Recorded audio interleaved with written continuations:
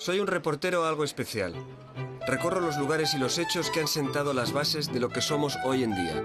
Me gusta ver, preguntar, investigar y contar lo sucedido. Porque soy un reportero de la historia.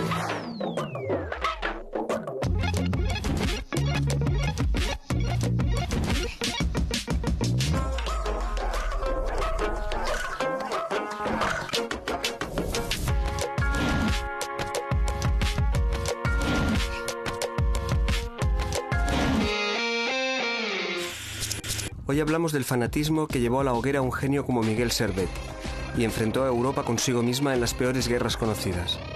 Y bajamos también a las minas de Almadén, donde se explotó durante milenios las entrañas de la tierra y de los hombres.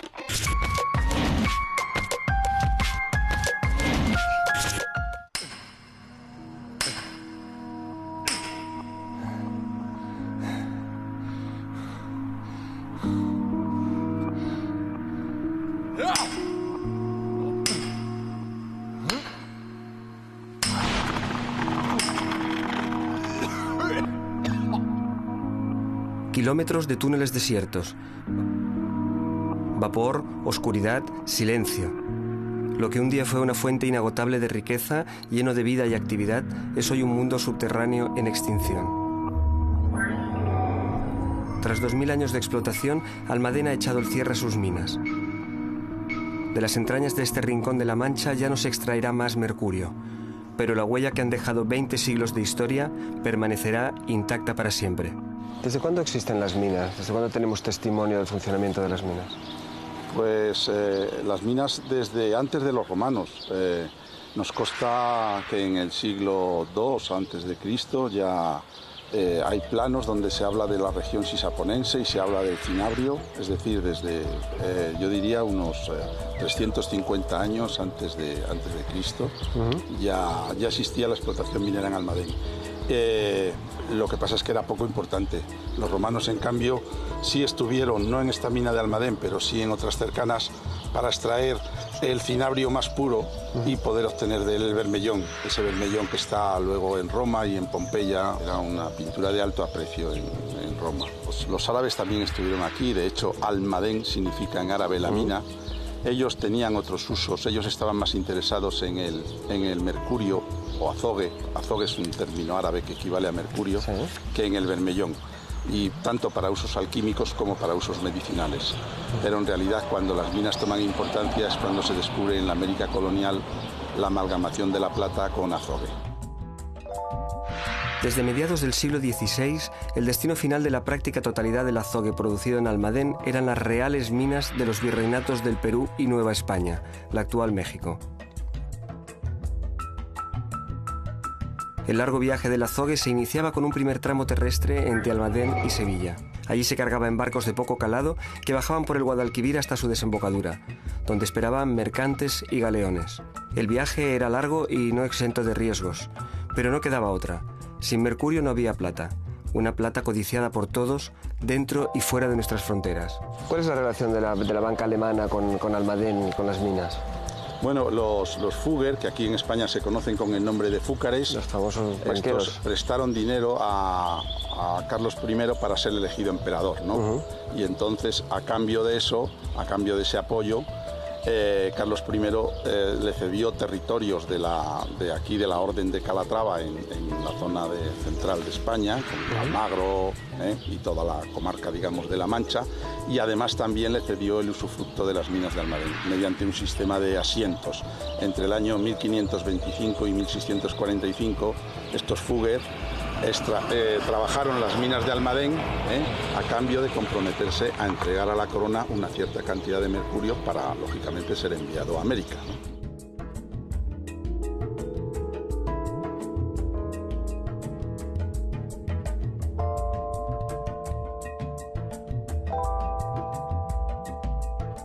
A la hora de hablar del proceso del mineral tenemos que hablar del horno de Bustamante, ¿no?, que es una pieza... Sí, para obtener el mercurio del cinabrio hay que tostarlo en un horno,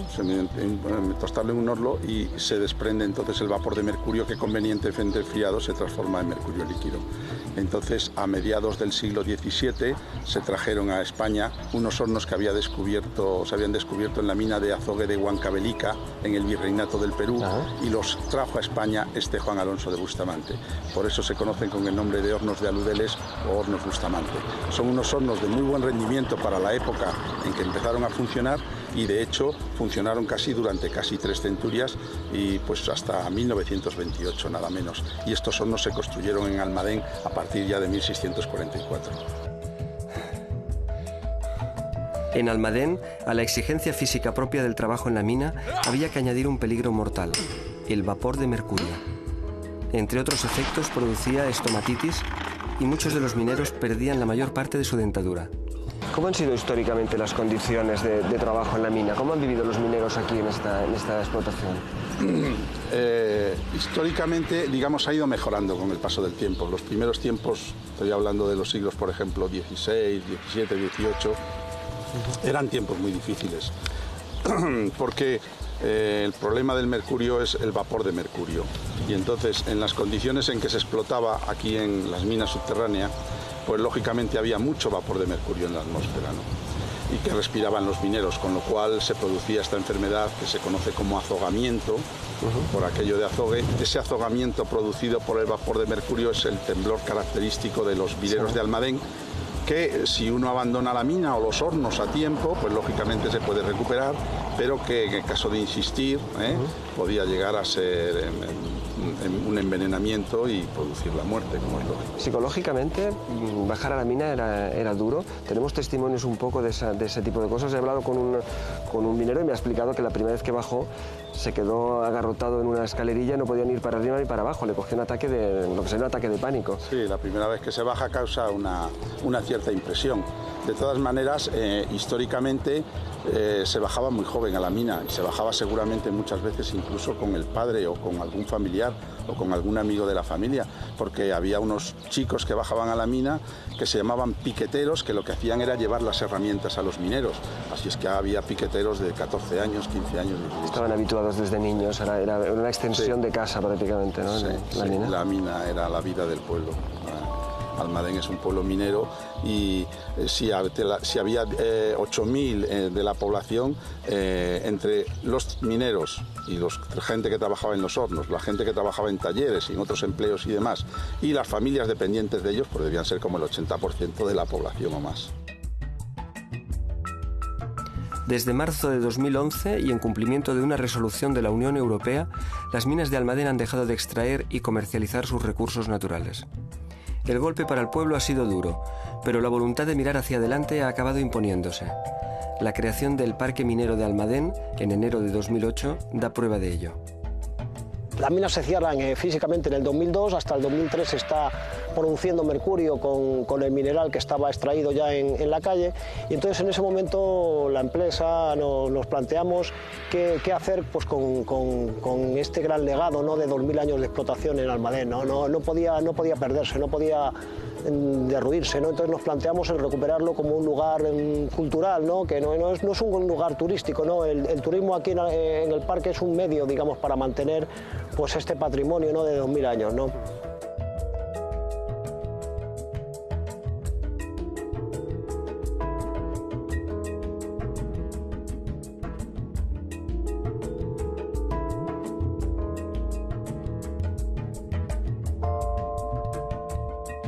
El Parque Minero de Almadén tiene tres edificios importantes. Uno es el centro de recepción de visitantes, donde bueno, es el edificio de servicios principal del parque. Hay una pequeña tienda y bueno, una sala de audiovisuales, maquetas, etcétera, ¿no? Luego tenemos el centro de interpretación de la minería, que está previo a la bajada a la mina, donde se explica la evolución tecnológica de la mina a lo largo de la historia, los distintos métodos de explotación, el desagüe de las minas, la ventilación. Después, desde el Pozo de San Teodoro se baja al interior de la mina, donde se recorren aproximadamente 700-800 metros de galerías, desde el siglo XVII hasta el siglo XX. donde bueno, el visitante puede ver distintos lugares reales de explotación del siglo XVI, siglo XVII, y finalmente sale a partir de, o sea, mediante un tren de minero, ¿no? Un tren de transporte de minero hacia el exterior, ¿no? Y el último edificio que lo compone es el Museo del Mercurio, donde tenemos minerales, fósiles, la historia del tratamiento metalúrgico, experimentos con el mercurio y la historia de las minas. ¿Y qué futuro le espera a este parque, a estas minas? ¿Va a haber un mayor desarrollo? Lo tenemos englobado en una propuesta al patrimonio mundial, al patrimonio de la humanidad, que se va a evaluar el año que viene, en el año 2012, junto con otra mina de mercurio, la segunda mina de mercurio más importante del mundo, después de esta de Almadén, que es Idria, en Eslovenia, ¿no? Entonces, bueno, lo que queremos o lo que pretendemos es incluirla en la lista de patrimonio mundial para garantizar que el parque minero pues perviva para siempre, ¿no? Dejamos Almadén con la certeza de haber explorado un lugar clave en la historia de nuestro país. El sufrimiento de los que trabajaron bajo tierra en las minas, en condiciones extremas, no solo sirvió al poder y a la gloria, sino a poner en contacto el viejo y el nuevo mundo. Palpar ahora el silencio y la inactividad de los pozos produce un cierto desasosiego, como el bajar a las propias minas. Pero Almadén y todas las generaciones de mineros que lo llenaron de vida pueden estar tranquilos. Su esfuerzo no fue en balde y la historia así lo reconoce.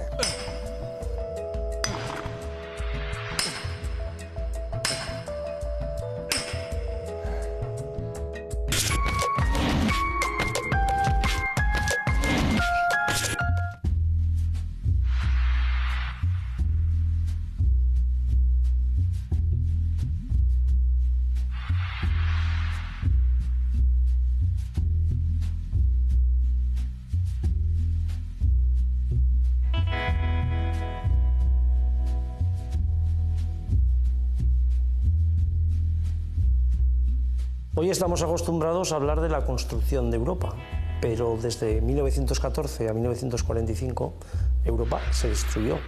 Y lo que se destruyó básicamente fue toda la tradición liberal que venía del siglo XIX, la tradición de la Ilustración, la razón, aquel triunfo de la razón.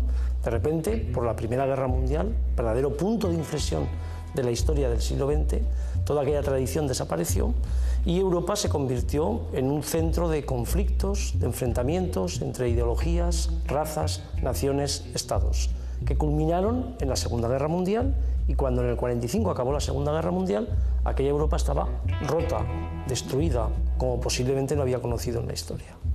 Le llamo Europa contra Europa porque aquí no tenemos un enfrentamiento de clases, no solo de religiones, no solo de política, sino que tenemos un enfrentamiento que cruza, que abre grietas y que mete e implica prácticamente a todos los ciudadanos de Europa de aquel periodo. Yo creo que el libro ofrece un hilo conductor que es la cultura del enfrentamiento. Entonces lo que he hecho es descender a los lugares que sitúan el escenario de la cultura del enfrentamiento. El primero es la Primera Guerra Mundial, que es el punto de inflexión. Esa Primera Guerra Mundial provoca una revolución en Rusia, primero una revolución que echa abajo el zar y después una segunda revolución bolchevique, por primera vez en nombre del proletariado, un partido revolucionario conquista el poder. Después desciendo a los dos sitios paradigmáticos de los fascismos, a Italia, que es el primer país donde un dirigente en nombre del fascismo ocupa el poder, y después Alemania. Y ahí en Alemania ya entro tanto en la República de Weimar como en la conquista del poder por parte de Hitler. Bajo al escenario español, que es una guerra civil, pero en un escenario internacional. La titulo Una guerra internacional en suelo español. Después los reveses democráticos y los avances dictatoriales. Prácticamente toda Europa se convierte, salvo las Islas Británicas y dos o tres democracias nórdicas, toda Europa cae bajo la bota autoritaria, totalitaria, contrarrevolucionaria, fascista, militar. Y cierro con un capítulo, para mí el más significativo, que se llama Tiempo de odios, porque en realidad trato de descubrir las razones por las cuales tantos europeos se odiaron en aquel momento, se destruyeron entre ellos. Bueno, antes de la Primera Guerra Mundial había en Europa un tiempo de paz, aquello se llamó la paz de Bismarck, fundamentalmente a finales del siglo XIX, principios del siglo XX, donde había grandes alianzas que mantenían esa estructura de paz, aunque no había paz en las colonias, en los países colonizados, donde el colonialismo agresivo había empezado a penetrar ya con discursos de exterminio también de las razas inferiores, o sea que ahí hay un caldo de cultivo. Pero estos imperios lo que quieren cuando llegan a la guerra del 14 es reestructurar el mapa de una forma rápida y que básicamente no toque los privilegios de estos imperios. Pero esta guerra, que todo el mundo creía que era corta, acaba siendo una guerra de más de 4 años, y esta guerra, que todo el mundo creía que iba a ser leve, acaba siendo una guerra de más de 8 millones de muertos. Para que se hagan una idea, la guerra más cruenta del siglo XIX, la guerra de Crimea, había tenido 450.000 muertos. Esta pasa de 8 millones. Pero es que además las guerras del siglo XIX, hasta la Primera Guerra Mundial, eran de ejércitos que se preparaban para un día de combate en un sitio determinado. La Primera Guerra Mundial da un salto importantísimo, y es que 1/3 de los muertos ya son civiles. Pero es que además dentro de la Primera Guerra Mundial hay un genocidio por primera vez en la historia, 800.000 armenios muertos por el Estado turco otomano, por una violencia de Estado sin precedentes. ¿De dónde viene esa cultura del enfrentamiento? Pues básicamente del nacionalismo agresivo, del colonialismo y también del conflicto de lucha de clases. Una parte importante del socialismo revolucionario había defendido que el día que hicieran la revolución, pues los ricos evidentemente acabarían siendo juzgados por sus pecados que habían cometido a través de la injusticia social. Es decir, hay un punto de inflexión de la violencia, y de esa guerra sale una revolución, el comunismo, y sale el fascismo, los dos fenómenos que se van a enfrentar en la Segunda Guerra Mundial. Siempre que los historiadores escribimos o enseñamos, la pregunta previa que nos pueden hacer todo el mundo es ¿para qué sirve la historia? Bueno, la historia sirve para interpretar mejor el mundo en el que vivieron nuestros antepasados, pero sobre todo la historia tiene claras conexiones con el presente. El historiador lo que hace es una operación desde el presente con los restos del pasado. Los restos son las voces del pasado, la documentación, los testimonios, los signos, cualquier resto que a nosotros evidentemente nos ayuda a conectar con la historia del presente. Desde ese punto de vista, en momentos de crisis y donde la democracia no es un bien sólido, universal, conquistado ya para siempre y muestra signos de fragilidad, esta historia nos tiene que dar muchísimas enseñanzas. Con la historia se conoce. La historia impide que te engañen fácilmente. La historia nos previene frente a los nacionalismos que la inventan. La historia nos previene frente a las propagandas que dominan. La historia nos previene y conviene precaverse frente a mitos, falsedades y sobre todo frente a farsantes, ¿no? Y posiblemente desde ese punto de vista el valor de la historia es un valor que fundamentalmente pasa por la educación.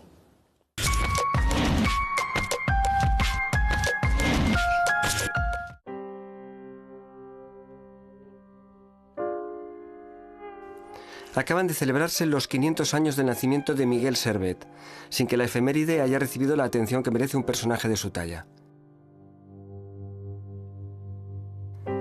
Nacido en Villanueva de Sigena, Huesca, en 1511, la vida de Servet fue novelesca. Su obra, una influencia decisiva en el pensamiento de Occidente, y su muerte, un ejemplo de coraje y firmeza frente a la intolerancia.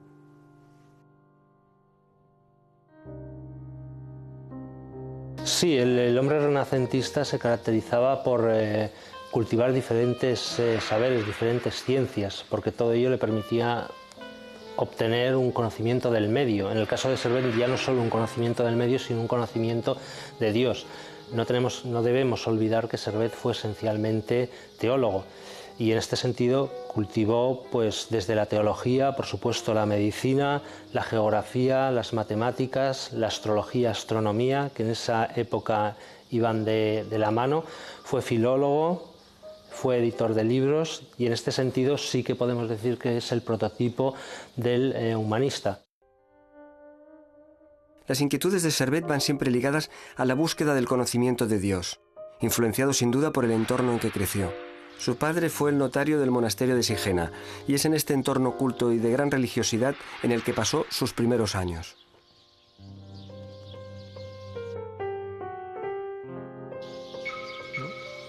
Servet marcha muy joven a estudiar leyes a Toulouse. Dedica el tiempo a leer la Biblia, y son sus viajes por Europa los que transforman su pensamiento y lo alejan en plena guerra de religiones de la ortodoxia católica.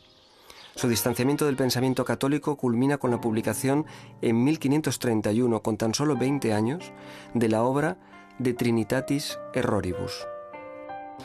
A muchas personas les llama la atención de que el principal descubrimiento científico de Miguel Servet, la circulación menor de la sangre, no se encuentra en un tratado de anatomía, sino en su principal obra, La restitución del cristianismo. En realidad Servet lo que estaba buscando cuando llevó a cabo las disecciones de algunos cadáveres era el espíritu vital, el espíritu divino, que él consideraba la mezcla del alma sutil con la sangre. Él quería conocer mejor cómo influye la divinidad, cómo influye Dios en la propia fisiología. Está absolutamente probado en sus escritos que fue un gran cristiano, creía que Cristo era el Hijo de Dios y no negaba su divinidad. Sus escritos le granjearon peligrosos enemigos, tanto en el bando católico como en el protestante. Perseguido por la Inquisición, adopta una nueva identidad y empieza un largo periplo durante el que ejercerá múltiples oficios. Pero sus inquietudes intelectuales le llevan a editar de nuevo la Christianissimi Restitutio y a someterla al juicio de Juan Calvino, líder reformista y amo absoluto de la ciudad de Ginebra. Calvino se convertiría en su peor enemigo. El primer contacto entre Servet y Calvino que tenemos documentado ocurre en París, en el primer viaje, la primera estancia de Servet en París, en 1534. Servet dice, y Calvino lo corrobora, que concertaron una cita y que por razones que desconocemos Servet no pudo acudir. Esto se lo echa en cara a Calvino, diciendo que él puso en peligro su vida porque Calvino era ya considerado un líder religioso en esa época. A partir de esa fecha pues se van siguiendo la pista, y es cierto que años después Servet iniciaría una relación epistolar con Juan Calvino, tremendamente agria, donde ambos se profesaron numerosos insultos. Y sí que es cierto que cuando Juan Calvino le envía su principal obra, la institución de la religión cristiana, Servet se la devuelve comentada. Esto produjo un tremendo desazón en Juan Calvino, y ya en 1546 tenemos una carta que escribe Calvino a otro pastor protestante en la que dice claramente que si en algo vale mi autoridad en Ginebra, si Servet viene, porque Servet ya se había ofrecido a ir a Ginebra a discutir con él aspectos teológicos, si Servet viene a Ginebra no saldrá vivo. En una decisión casi suicida escapa a Ginebra. Allí es arrestado, condenado y ejecutado. Ante un ultimátum para retractarse y escapar a la hoguera, Servet se mantiene en sus convicciones y con gran saña es quemado con leña verde para prolongar su agonía. Servet, que ya había sido quemado en efigie por la Inquisición católica francesa, pasa a ostentar el dudoso honor de ser ajusticiado por ambos bandos. Yo creo que Servet cuando se dirige a Ginebra es porque quiere discutir con Juan Calvino cuestiones teológicas. Probablemente le quería recriminar que hubiese sido Juan Calvino quien en tiempos había reclamado una cierta tolerancia también para los que interpretaban las escrituras de forma divergente a la Iglesia católica. Curiosamente lo había denunciado ante la Inquisición católica. Esta es una opinión enteramente personal. Creo que Servet en ningún caso pensó que Calvino podía llegar a instigar de manera directa su muerte en la hoguera. A pesar de su relativo olvido en España, Miguel Servet sigue inspirando el pensamiento de intelectuales y artistas de todo el mundo. Con motivo del 5º centenario de su nacimiento, se estrenó en Ginebra una ópera dedicada a su figura, y en concreto a su pugna con Calvino y otros destacados reformistas.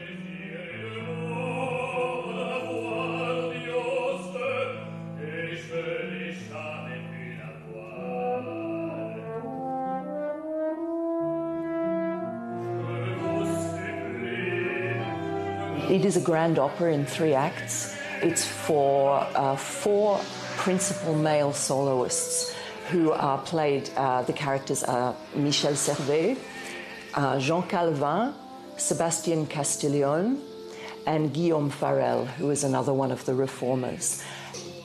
I find that the more I read about Michel Servet, the more extraordinary I find him to be. The fact that he was able to continue on his path, continue with his convictions, despite the appalling conditions that he was being kept in Geneva.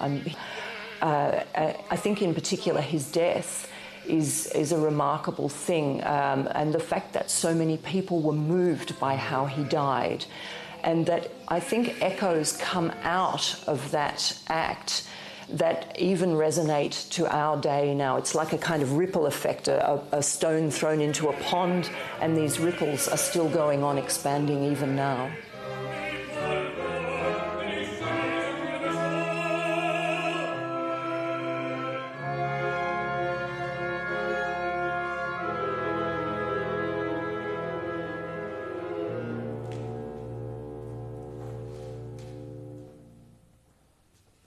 Y hoy en día cada vez son más las personas que son conscientes de la importancia que tiene el Servet teólogo y de la importancia que tuvo su muerte en el desarrollo del derecho a la libertad de conciencia y de pensamiento en Occidente. Es cierto que de una manera indirecta Servet influyó también en todo el proceso constitucional de los Estados Unidos, y de hecho el redactor de la Declaración de Independencia y uno de los redactores de la Constitución americana, Thomas Jefferson, lo sabemos porque así lo menciona en una carta, era consciente del episodio de Servet, del episodio de la muerte de Servet, y precisamente de lo que ocurre en aquellas sociedades donde el Estado se confunde con la Iglesia.